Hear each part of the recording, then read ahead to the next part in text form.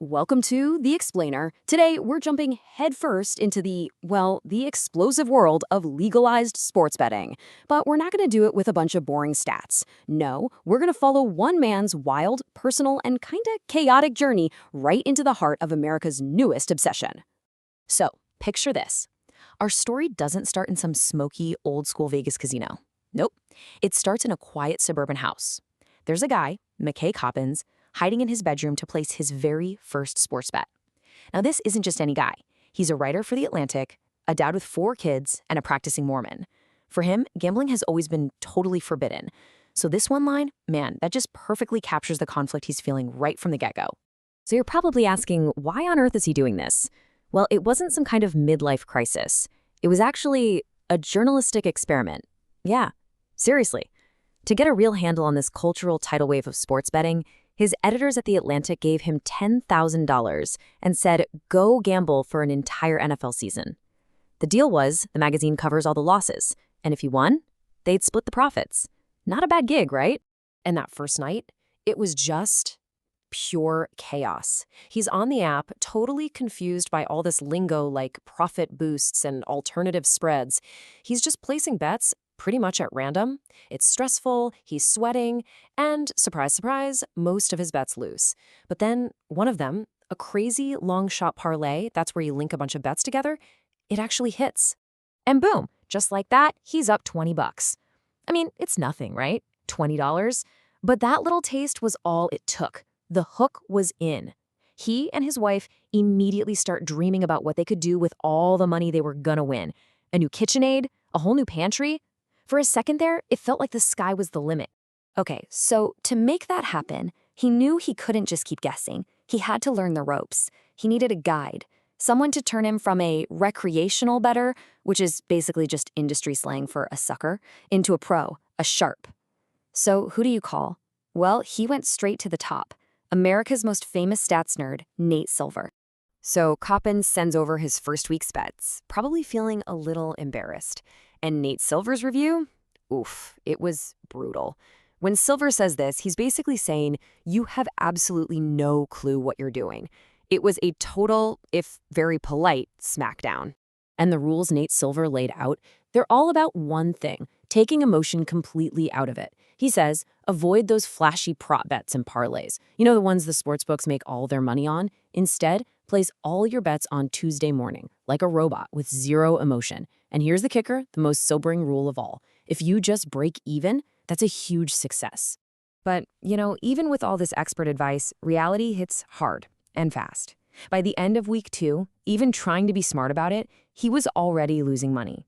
That dream of the new KitchenAid, yeah, it was starting to look a little fuzzy. So this whole thing makes you wonder, right? How did we even get to this point?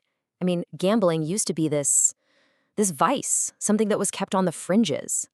How did it end up as an app on millions of phones? Basically a casino in every single one of our pockets? Yeah, this timeline really tells the story. For literally centuries, gambling was super restricted. I mean, think about it. Even as recently as 1992, there was a federal law that banned sports betting everywhere except Nevada. But then 2018 happens. The Supreme Court strikes down that ban and, well, the floodgates just burst wide open. And just look at what happened next. The amount of money being legally bet on sports in the US didn't just grow, it absolutely exploded. We're talking from under $5 billion in 2017 to $160 billion in 2023. That's insane. A whole industry, a whole new part of American culture just popped up almost overnight. And what's so wild is how different this is from how the country's founders saw things. George Washington himself did not hold back. He called gambling the father of mischief, basically saying it was poison for healthy society. It's just a crazy reminder of how much things have changed and how fast. Meanwhile, back with our guy Coppins, what started out as this detached, professional experiment, well, it started to seep into every part of his life, and it was becoming something a lot more personal and, frankly, a lot more unsettling. His behavior just got more and more compulsive. I mean, his kids started talking about point spreads and money lines, and his wife, Annie, she wasn't laughing anymore. She was watching this hobby turn into an obsession. At one point, she literally caught him checking scores on his phone during church and whispered, "You're addicted." And the money? Oh, that was just going in one direction, down. By the 7th week, he was in the hole for over $500. Those small losses weren't so small anymore. They were starting to add up to something real. So this led him to talk to an addiction expert, Craig Carton, who basically gave him a checklist. First big warning sign? It's a thing called chasing. That's when you start making reckless bets just to try and win back the money you've already lost. It's a desperate cycle. And the second giant red flag? Secrecy. Are you hiding in the bathroom to place a bet, sneaking into the pantry so nobody sees you?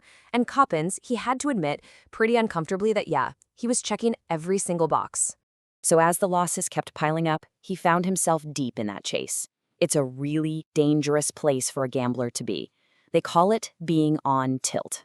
That's when you're so emotionally distressed that you just start making one bad decision after another. A trip he took to Vegas really highlighted a huge difference with modern gambling. See, in a physical casino, you get this weird sense of community, right? Strangers all cheering and groaning together over a game. But the betting app? It's the total opposite. It just breaks everything down, atomizes it, making it this super individual, really lonely thing. So by the time the NFL regular season was over, the hole he was in was deep, like really deep. He was down over $3,600. And this set the stage for one last, desperate, all-or-nothing bet to try and save the whole experiment. There was only one game left, the Super Bowl. And in that one game, he saw his chance. Not just to get back to zero, but to actually win big. This was it.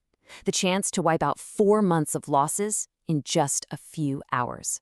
And this right here is the perfect picture of a gambler on tilt. You see, his favorite team, the Patriots, had made this totally improbable run to the Super Bowl. He took it as a sign, as destiny. So he threw every single one of Nate Silver's rules out the window and bet every last penny he had left, over $4,700 on his team to win.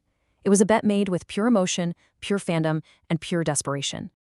And the results? An absolute catastrophe. The Patriots got destroyed.